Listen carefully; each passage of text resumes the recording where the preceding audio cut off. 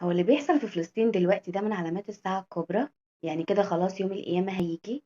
على قد ما أنا فرحانة في اللي بيحصل في فلسطين دلوقتي، بس أنا خايفة جدا إن القيامة تقوم. طب ما هو كده كده كلنا هنموت، سواء القيامة قامت أو متنا قبل ما تقوم. طب ليه تعرضوا نفسكم إن انتوا تفضلوا قاعدين خايفين؟ اعملوا اللي عليكم قبل ما القيامة تقوم. عارفين ربنا ما حددش ميعاد يوم القيامة ليه؟ علشان يعرف يحاسب كل الناس، يشوف أعمالهم عاملة إزاي ويحاسبهم على قدها.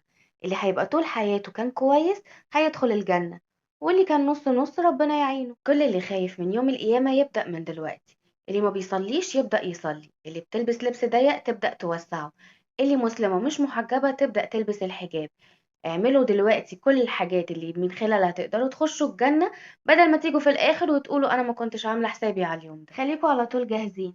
متنا دلوقتي، متنا بكرة، متنا كمان سنة، احنا جاهزين على طول.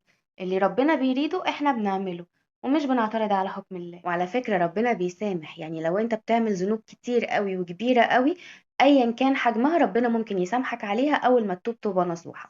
اي حد بيعمل اي حاجة غلط يبطلها فورا ويتوب لله توبة نصوحة، وبإذن الله ربنا هيتقبل منه وهيخلي كل الذنوب بتاعته تتحول لحسنات.